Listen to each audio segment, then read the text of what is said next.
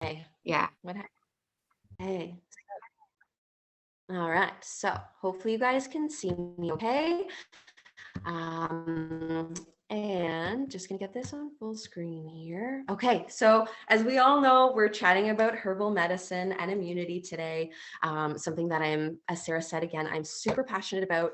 And this really means more than just using herbs as medicine. I think something that's super invaluable to remember is we're really building a relationship with the nature that's around us. And in that, if we can continue to foster this relationship and rekindle this relationship that we were once so close to, it really builds resiliency in all aspects of our life. And so that brings me into my next slide. And I just think this is the greatest quote.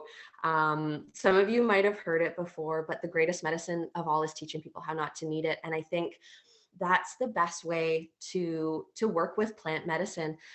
It's really the relationships that we build with on a personal level with the plants. And I think opening, or I guess we could say, as herbalists, we help open those doors that may have been closed for a long time, and we just are that gateway to helping people reconnect. And the whole goal really is so that you don't need practitioners, right? There's of course a case in place for all of it, but if we can really look inwards when we have things going on and use what's growing around us, and just, even not only the approach that herbs are the best thing always, sometimes it's movement, sometimes it's nourishment, all these different things add up to being a resilient, just existing in such a way that we can be resilient in this world, you know. And nowadays, when there's so much going on in the outside world and things that are so beyond our control, I think if we can control our own health to so much of an extent that we feel empowered in doing it, that I think that it is so invaluable as an approach. So I just wanted to start off by saying that, in that I really do love the idea of educating and not necessarily just throwing different herbs as medicine on symptoms or conditions or anything like that. It's really just bringing people back to that place of connection, right? And I think that's a good way to move forward. And I thought this was a great place to start. So I know most of you are in the health and wellness circle, so you probably know most of this already, but I think this is such a great place to start, because when it comes to these foundational things like sleep, nutrition, movement, and stress, we approach herbal medicine in very much the same way. And on both ends, that makes it really simple moving forward, because we can overcomplicate things. When we feel certain ways, when certain conditions come up, it's easy to get weighed down by all the complicated stuff, when really we can think about these four things as a very foundational way to begin with anything. um, and and as it says here, I truly believe this. We are as much an ecosystem as the wild places around us, and we're such multidimensional beings that we really need to focus on more than one thing when we need to look at health. Um, and you can't compartmentalize health, right? All these things work together, and when they work in harmony with one another, you're just going to live a more balanced life. And so these are four fundamentals that are across the board. They apply to everybody, which is, again, I really like to make things really accessible and really tangible for everybody. And these are things that are very basic, but the gravity of these things are so important. Um, and the way we approach herbal medicine is very much the same way.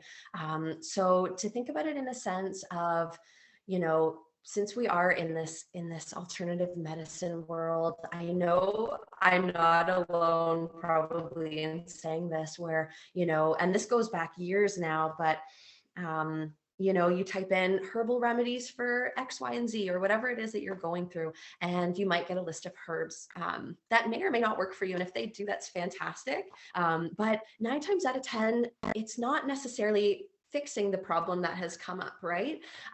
So symptoms are a great way to look at your overall health and the way that your body can communicate with you, right? So our body doesn't have a voice, but it does have ways of speaking to you without actually it being verbal, right? So when things come up, say, let's take a headache, for example. You know, it's a pretty common one. I think that's safe to say we've all experienced a headache. But instead of treating the headache as the problem, it's just, you know, it's that little voice saying inquire deeper, more or less, right? And if we can kind of look back to these things, we can help build that foundation of health so that maybe the headaches come up less often. And maybe in doing, you know, in taking care of these four things, you're going to help mitigate those symptoms anyways, right? So again, let's take headache. Headache's a great example. So say we have a headache, we can think, you know, how did I sleep last night? Did I get a great sleep? Do I feel rested? Did I properly nourish myself? What did my last meal look like? Maybe it had some intolerances within the plate that I just ate. Did we move our body today? How stressed out are we, and how well are we supporting our mental health, right? So if we can take any symptom that comes up in our day to day, you know, we all go through stuff, right, on a pretty regular basis. Maybe it's a little bit of a headache, maybe a little indigestion, you know, maybe we're not sleeping really well, and that's a symptom but also a solution, right?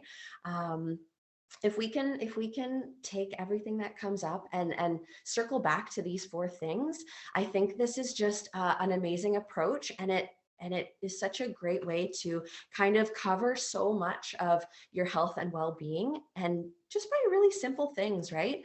And this is when herbs come in, because they can help you get to where you're already going.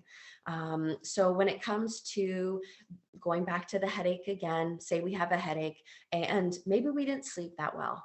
And of course, sleep's not going to help us necessarily during our day when we're having a headache. So maybe we look at one of the other things, right? We look at, maybe let's eat a really great meal. Maybe let's move our body. Let's do a little bit of stretching. Maybe let's do a little breathing to help stress management. If we can work on these things, it'll probably decrease the symptoms. And then maybe there might be something else that comes up after that. But I think going back to these things is really important. And herbs can be a great ally here. So when it comes to, let's go through them each. So if we look at sleep, there is some really great antispasmodic and nervine herbs that help you get a really good quality of sleep. So we can look at things like lemon balm, like nightcap, chamomile. I think chamomile is super underrated and super potent, and really invaluable in cases where you need to just wind down and bring a sense of relaxation to your body and your mind. When it comes to nutrition, another great thing here, we can't always eat the best meal. Sometimes maybe we're on the go, and we just can't sit down with a great big grand meal, getting all of our nourishment in. So maybe we incorporate something like nettle. A nettle tincture would be great here, or a nettle tea. Nettle is one of those herbs that are super nutritive. So they bring you a lot of the vitamins and minerals that you might be missing in your meal. So basically, you know, they can kind of fill in the gaps of sorts. It's a good way to think of them in that way. And then with movement, if we are having a hard time getting going and we just need that extra support with our stamina and the energy aspect of it, we can incorporate things like ginger or ginseng or cordyceps. These are all agents that really help promote circulation and just get things moving within the body. So that's really a great piece there. And then stress. Chamomile, I'll say it again, it's one of my favorites. It's really great with stress. It's a great nervine, so it really has an affinity for the nervous system, and so that it calms down the or it brings you back to that parasympathetic state, in that it calms the nervous system. And on that same note, it's also an antispasmodic, which helps, again, similar to sleep in this way, but it just helps relax any tension in the muscle tissue. It helps decrease the excitability of our muscles. And these are all things that help us, you know, we can even probably relate to this so much so that when we're stressed out, we hold ourselves really tight a lot of the times. And these are things that just help relax the muscles. And so it doesn't work necessarily on a mind level, but it oftentimes when we can support the body, that alone supports the mind. Because a lot of the times, a lot of the things that are going on, the root of most conditions and the root of most disease is inflammatory, it's stagnation, it's things that are really from head to toe. If we can think about the body as this very multifaceted, multidimensional, multi-layered body system that works in such a way that if you help one end, it's felt in the other. It's just this great way to move forward. And again, it brings me to herbs aren't necessarily the be all end all. You really do need these things to live this well balanced life. And being yogis, I'm sure most of you know this already, right? Like all these things are so important. But again, herbs can help us get to the places that we might have a hard time getting to ourselves. And I think that's the best way to incorporate them. Again, it's to help you get in a direction that you're already going, and not necessarily a crutch that you lean on. Because if you're not catering to these four things, you're going to have a hard time regardless of what herbs you're taking, right? So to go over them really quickly, I think, as much sleep as you can. Obviously there's a case of oversleeping, but we most of us probably don't get as much sleep as we need. And it's funny too, I like to always think about herbs are a great way to remember a sense of this ancestral way of living, right? Like before, we're in this hustle and bustle, this modern world, it looks so different than it did. If we can go back to the beginning of time, right? These things we didn't even have to think about because this was our existence. This composed of our day to day, right? We slept when it got dark because we didn't have an electrically powered house to keep us going with, lights and screens and all that, right? We were really well nourished because we ate what we foraged and what we gathered. So we ate things that grew around us, and those are often the things that are what we need the most. I truly believe that. And the more that we build this reciprocal relationship, the reciprocity is so there, right? We have this give and take, and we get familiar with what's growing around us. Those things are really important. And, movement, right? We had to hunt, we had to gather, we were moving constantly, chop wood, carry water, we did it all. So we were moving, and we didn't think of it as, quote unquote exercise, if you could put it that way. And stress, stress doesn't look the same, and it doesn't look the same for everybody either. But there's so much, there's so many things that are constantly stimulating us at every given time. And now that we're in such a place that we engage with the world outside of our more immediate surroundings, that's a lot of stuff coming our way, right? And a lot of that is triggering, right? And it's just more than we are necessarily capable to handle at all times. But again, if we can focus on these things, it helps make that a lot easier. But yeah, so herbs for me, and even before my journey into herbal medicine, it was really this journey into simplifying ways of living so that you have more time and space to just sit with yourself, because I think that's a really big thing. And just to analyze what's going on and focus on these key factors of life, it can really it can really bring you on to this journey of discovery, discovering, the world inside, and of course, rediscovering the world outside of us, and really rekindling that relationship. I think it's very important. And one thing I just want to mention about stress too, I know it's such a demonized term, but stress really isn't a bad thing. Stress shows us what matters. We truly only get stressed usually about the things that matter, or if we can get to that place, that's even better. But it motivates us, right? It gets us going. But it's when we're in that chronic stress state, that's when everything else seems insurmountable, right? But acute stress in certain situations is fantastic if we can use that and make it actionable. So I just wanted to not just touch on that slightly, because I know it can be looked at as such a negative thing, when really it is a great thing. If we can just maybe reframe and take a new approach to thinking about stress. And of course, if we can balance out self-care with stress, and again, herbs are a great way to promote self-care. So if we can begin to use herbs in this way, and bring us back to these fundamentals, I think that can be a really great way to use them. And you'll probably you'll probably mitigate the symptoms a lot better in doing that as well, right? Because a lot of the times, and actually here, I'll go to the next slide because this kind of ties into this really well. So just the way that medicine, allopathic and Western medicine, the approach is very different than it is with alternative medicine. And I'm sure you guys have dipped a toe in these waters before and know some of this already, but I just wanted to address that herbs aren't like pharmaceuticals, right? So pharmaceuticals are isolated constituents most of the time of plants. So it's kind of cool to think that the pharmaceutical industry is rooted in plant medicine in such a way that it's isolated and it's a more high potency version of whatever constituent has been taken out of the plant. But so if you think about it in that way, it's isolated. It's very targeted to one either organ system or body part. And it very much is a way that you can take this one type of medicine or this one action and make it work for as many people as possible, which in its own is a wonderful thing. I think the accessibility of that is wonderful. But I do think that when you isolate a part of a plant, it removes all of the things that help it work in harmony, both on its own and once it actually enters the body. So that's the great thing about plants. They, as much as there are definitely some plants to be weary of, and plants that I wouldn't use on a long-term basis, or plants that I wouldn't use, necessarily in a certain form as I would in another. So there definitely are some contraindications for plant medicine, but as a rule, for the most part, plants are pretty safe.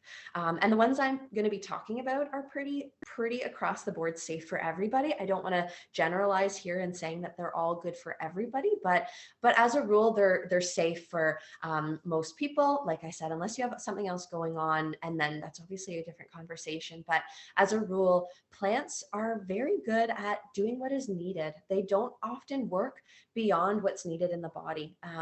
So unlike pharmaceuticals, something goes into the body and maybe it's supposed to lower your heart rate, and that's what it does in the body. It's going to do that for everyone. It's not going to register whether that's needed or not. It's just going to likely do that. And of course, there are negative side effects with that, right? But when we look at herbs, this is the great thing. Like, they go into your body and they're living beings, right? They're as much living as we are. And if we can think about them that way, it's really great when we actually ingest the herbs. We can think about them working in our body and kind of moving through the motions and seeing what's needed. And herbs do have certain affinities for certain body systems too. Not to say that they don't, and they do like to work on certain areas. And certain herbs have actions that are going to be pretty similar in most people, but with a modulating effect, maybe in the severity of how they respond within. But I think this was just a great point to touch on because, such a prime example of this, I love Tulsi. One of my favorite herbs. It's a great adaptogen, which we can get into later because I know that's a bit of a buzzword right now. But just because I love it doesn't mean that everyone I know is going to love it. Like, I could recommend it to all my friends, all my family, and just, Tulsi's great. It's the best thing ever. But that might not be the experience for everyone, right? So I think this is really a great token to remember. We need to build relationships with these plants ourselves. And the more that we start to incorporate them into our daily lives, our body actually builds relationships with them. And they can more quickly respond in future and get to where you're trying to go again, because that's the way that we're using herbs, right? We're not using them for actions, but to help us get where we're already going. So chamomile tea, great example again. The more I drink chamomile tea, the quicker my body responds. And it's like, oh, I'm having chamomile. It must mean I need to calm down. And so my muscles, they'll start to relax. My nervous system will start to slow down. And the parasympathetic system will start to turn on that rest and digest, right? So these actions just will become that much more quick in future, the more that you start to incorporate them. So even going back to, our initial workings with plant medicine, it's so easy to negate the actual benefits of them because, again, maybe we've typed in herbal medicine for headaches or sleep support or whatever it is. it may not necessarily work quick enough for you, but you're probably not using these medicines all the time.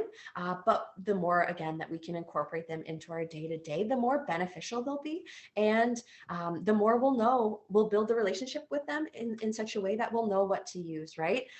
Because I can give you 10 herbs for any condition, and you're gonna be the best one to determine what actually works for you.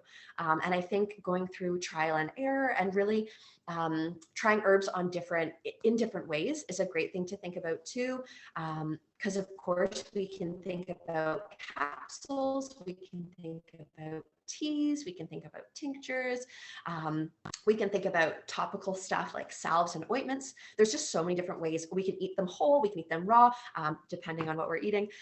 But the more different ways that you can use any particular plant, the more that you're gonna, again, really know what it's about, and on a mind level, but again, as on a body level, right, too. So that's really important and something to think about.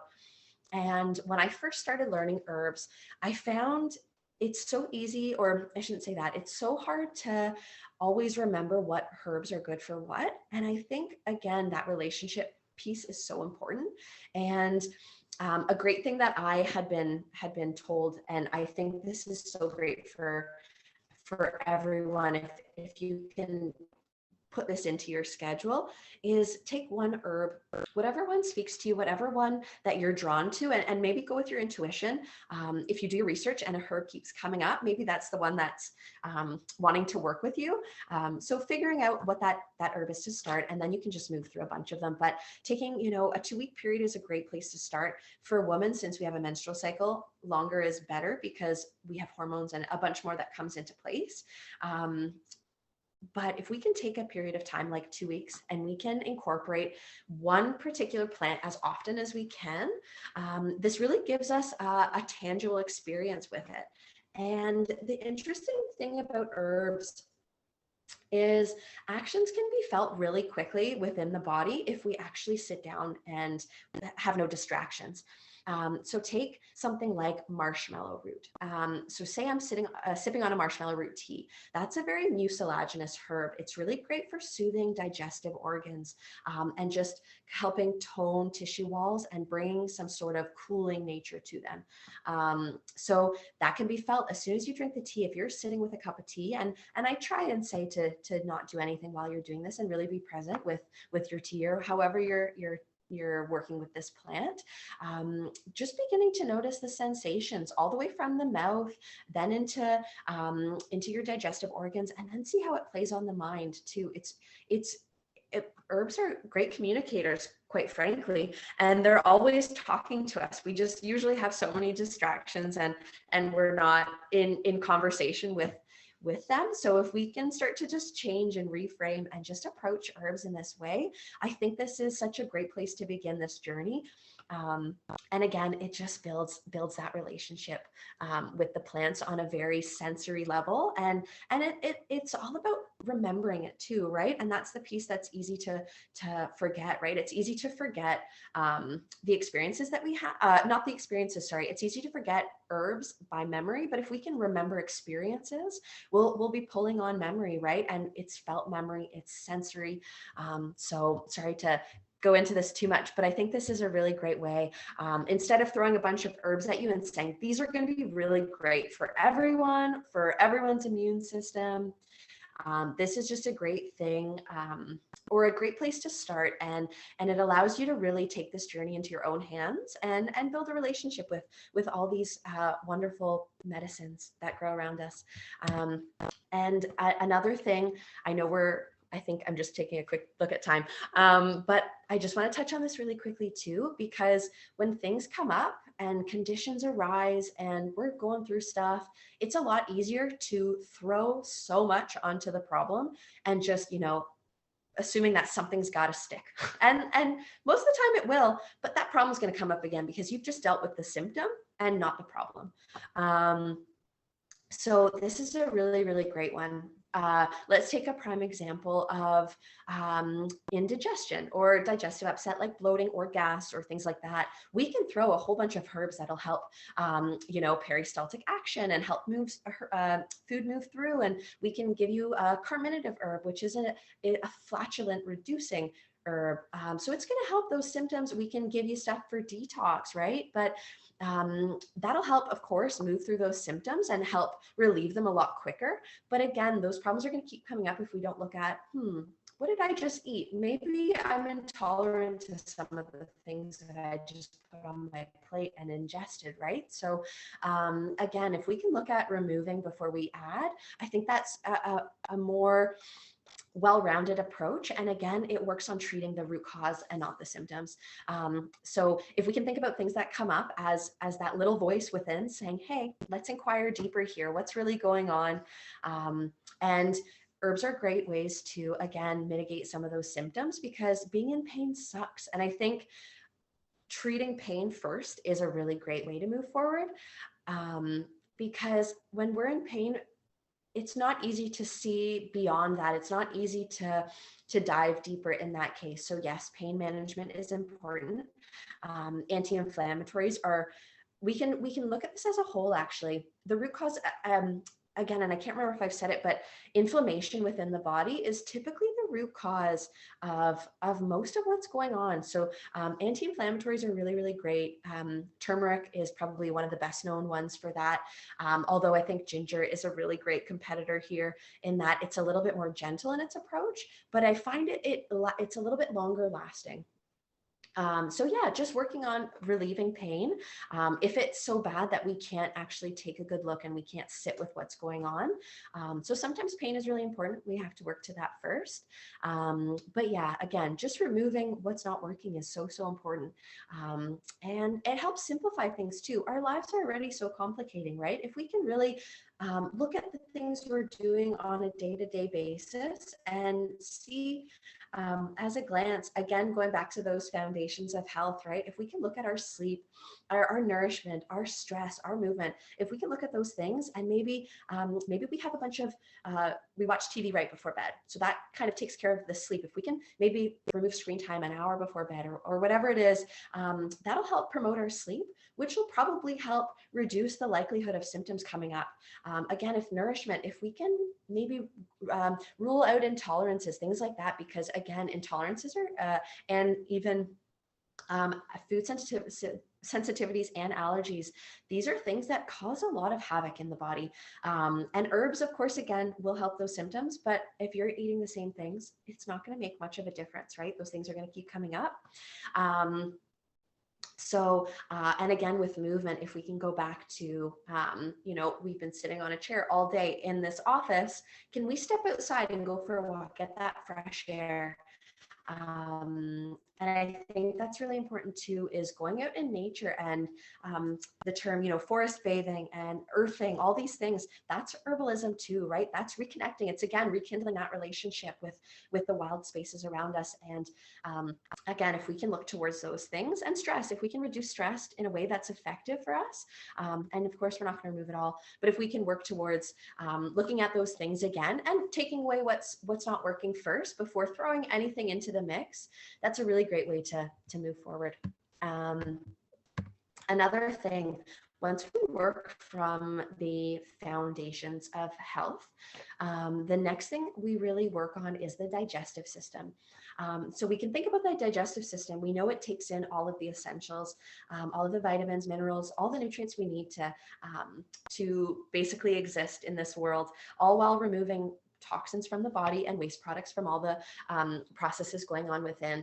And if this system isn't working properly, no matter the great sleep you've had, no matter the well-nourished day that you've given yourself with respect to food, you've moved your body, your stress is well maintained, you're still not going to feel your best because your body's not able to remove toxic overload. It's not able to actually, the bioavailability of those nutrients in those well-rounded meals that you're giving yourself, it's not able to actually use them. So you're doing all this work, right? But your body's not actually able to work with it in such a way that it's reaping the benefits of the good service that you're doing to your body, right?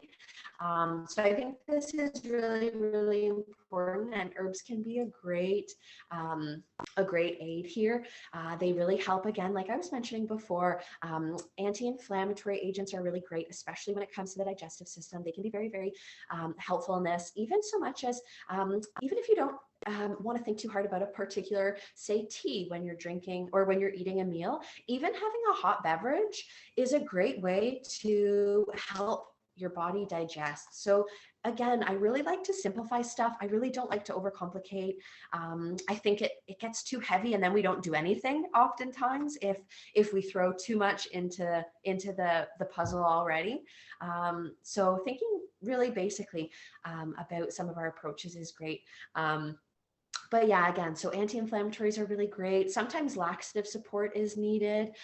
Senna is a really good one. Ginger, again, really great for that. Sometimes we just need help with actually relieving these waste products. So it just kind of depends, and it's hard to know what's going on at any given time. And the more, again, you tune into your body, the more you're going to know what it needs.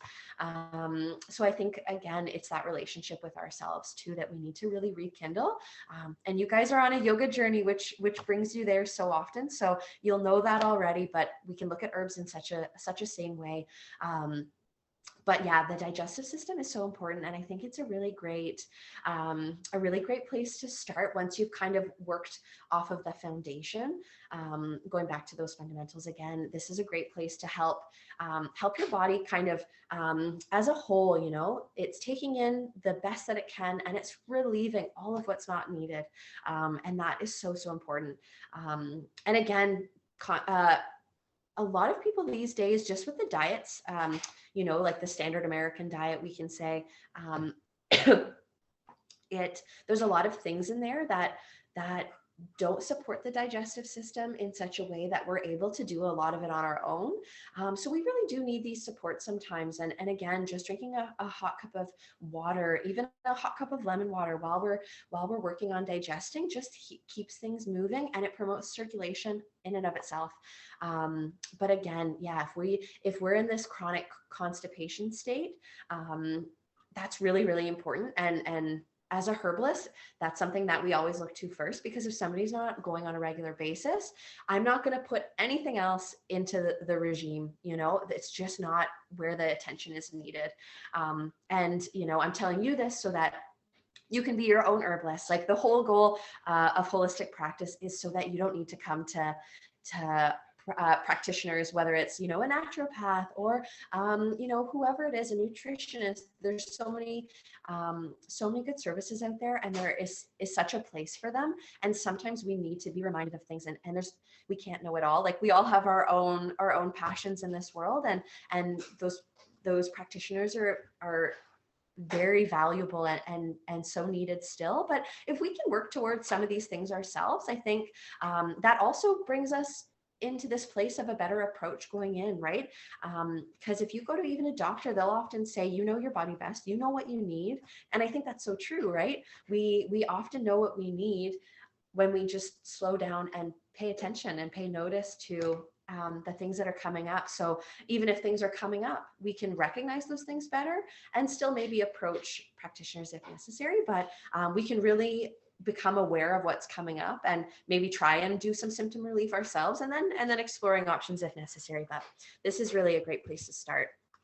And then, of course, why we are here today, talking about the immune system. And why I didn't start off with this is because I really like to, again, not complicate things. By working on everything that we've chatted about already, you are supporting your internal defense.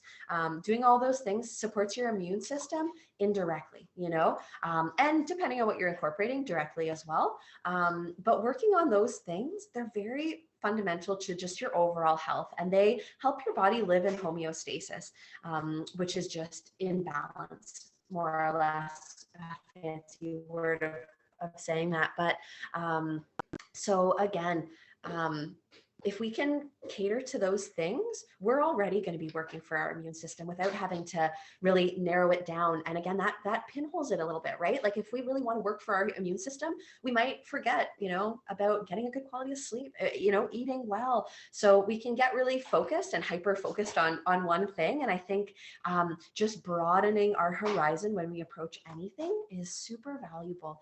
And I think it's easy to, as mentioned here, it's easy to take for granted our immune system that's working for us all the time, right? Like we're constantly being exposed to so many different things. Different environments, different communities of people. And we all know this now more than ever, or it's, in our faces now more than ever. But yeah, our immune system never stops, and we're always fighting viruses and pathogens coming our way, and our body's really actually good at doing that. Our body can do that all on its own. But if we're not, again, working on taking care of our vessel in some very foundational ways, it's not able to do that as well, because it's making up for things that it doesn't necessarily need to. So if you can take care of the rest of the stuff that we chatted about, you're allowing your immune system to work on fighting the things that it knows how to fight and doing what it does best. So just keeping in mind that we are whole. We have everything we need. We don't necessarily need anything else. Our body knows what it's doing.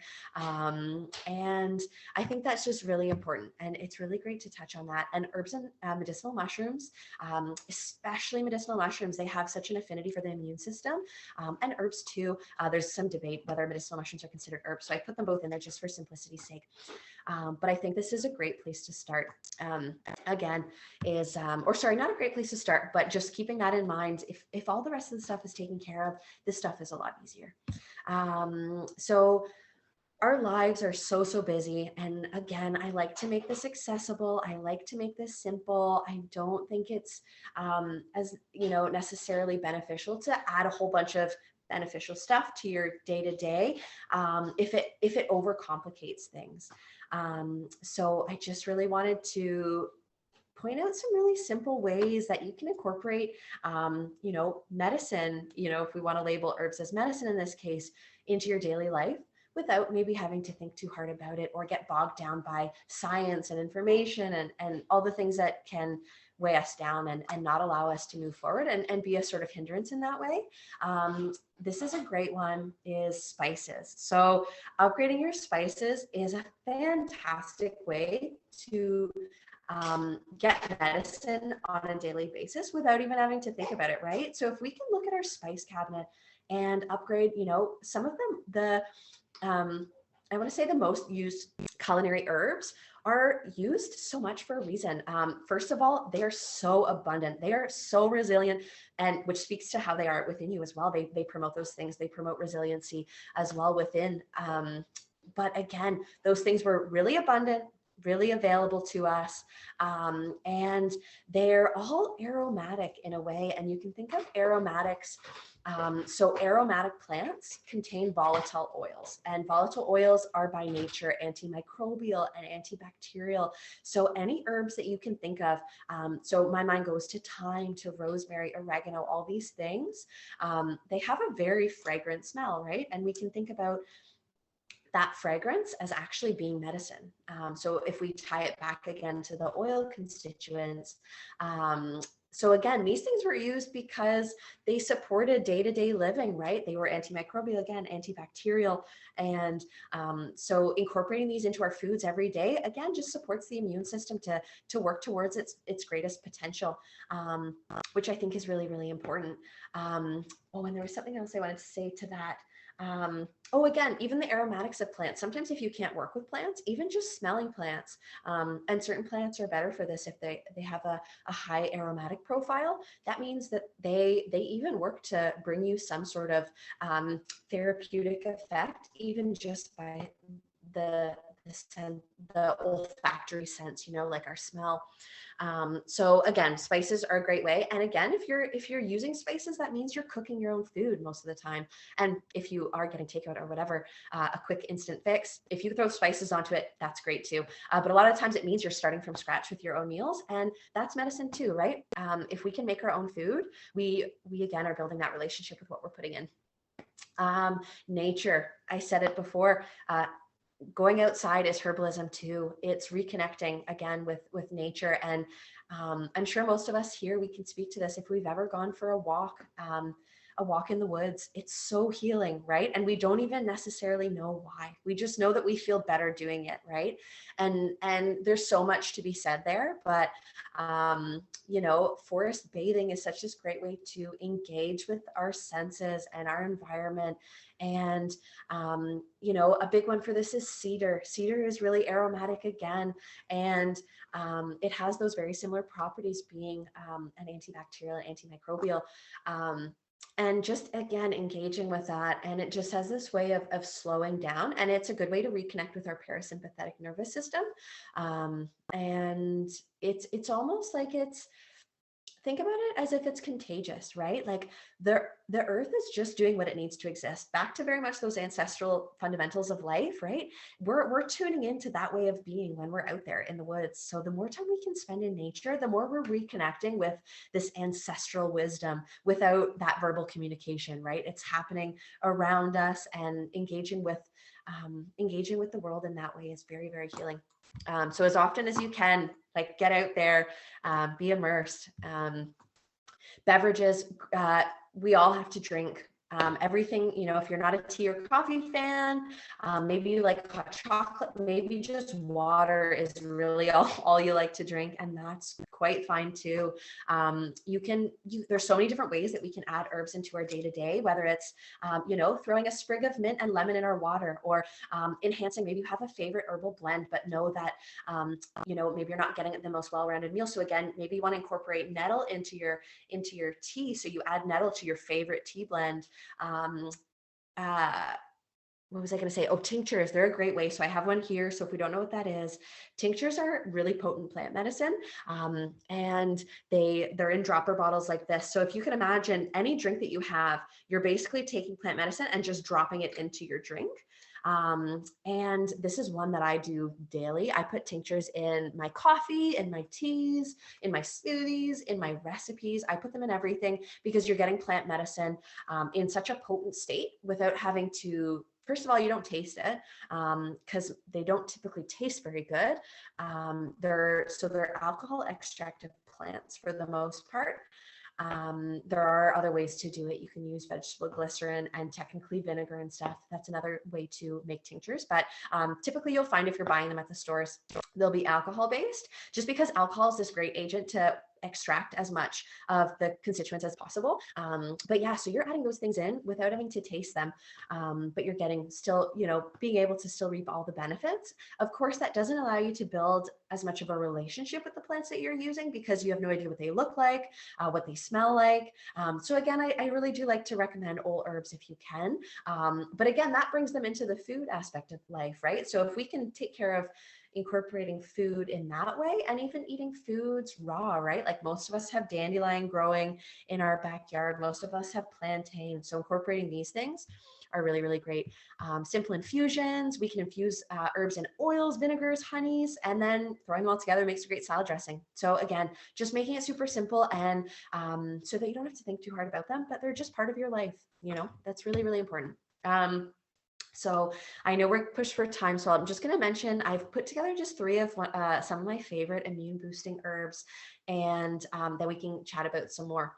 But one of my favorites is turkey tail. And if you are ever in the woods in the middle of fall, kind of late fall, early winter, you're going to find these all over dead hardwood stumps and logs. And they're named versicolor, so their Latin name, that comes from various colors. So they're not always going to look like they look in this photo that I've gathered for you guys, but they'll be in ranges of grays and blues and browns, and they can look very different, but there is such a wide range of benefits with them. So they're immunomodulating, so that means when they're within the body. They help modulate immune responses. They also help stress response. They work in particular with the respiratory system as much as they still work with everything else. They have that affinity for the respiratory system, which is great right now. And, you know, traditionally in TCM, it was used to replenish chi, clear dampness. So if we're feeling cold and sluggish, it also helps liver support, so removing toxic overload. But again, there's so many different ways to work with plant medicine. In this case, they're definitely more tough to work with. And to get the most medicine out of something like this, or we can think of all mushrooms or any sort of herb that's a root.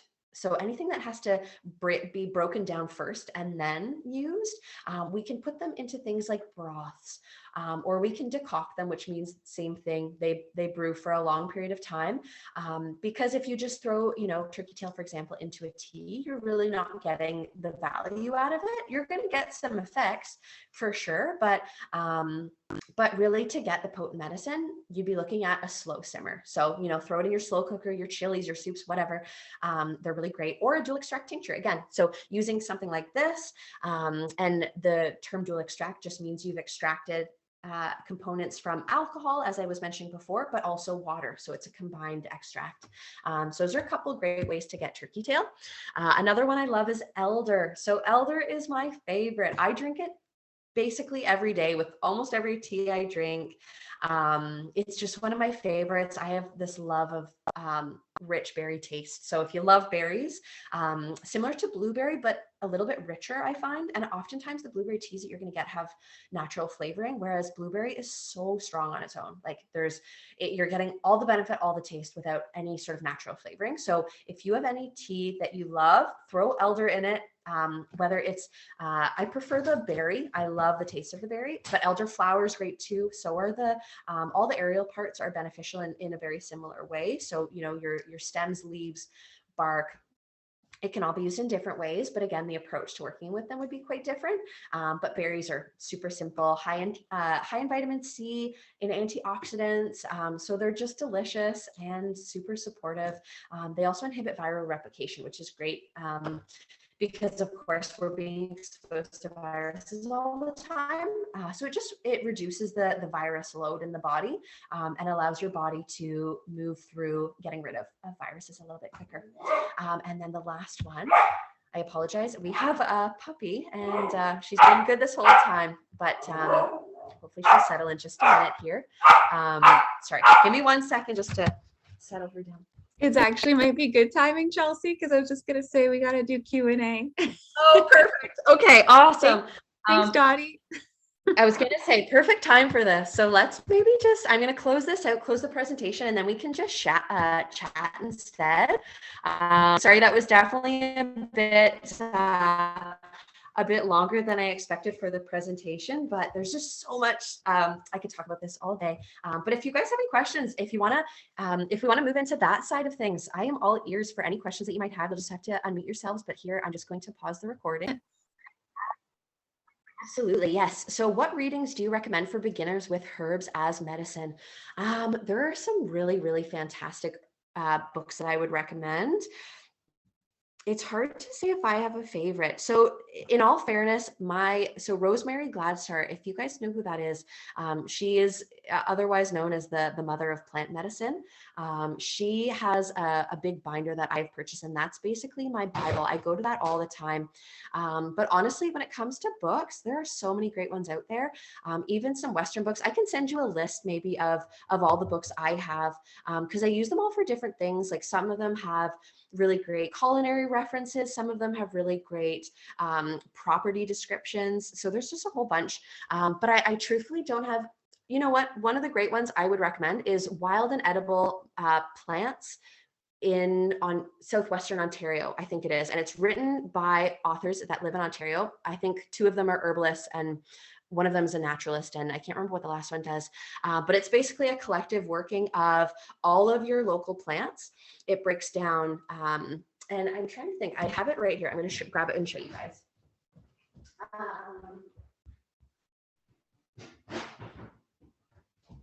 So this one here is probably one of my favorites. So I would start here. So I take that back. I do recommend starting here. This one's great. So edible and medicinal plants of Canada. It breaks things down really well. It gives you good photos and then really great descriptions. The nice thing about this is it's really relative to all of us. Like we're all in Ontario. Oftentimes you find books and a lot of them are referencing plants that aren't local. And I do think that the plants that grow around us are the ones that are most valuable to us and most beneficial. So I would definitely recommend that one. And that is by McKinnon Kershaw. So those are the two main authors. So, but hopefully that gives you a good idea. And that really is the Bible that I take with me all the time. So aside from the course book, that is one that I recommend so much so. And it's just really great because you can take it with you wherever you go. And it really talks about plants as food again. So again, it's that medicine on a multi-layered platform. But oh, sorry guys, I feel like I know we're pushed for time. I think we're almost at it.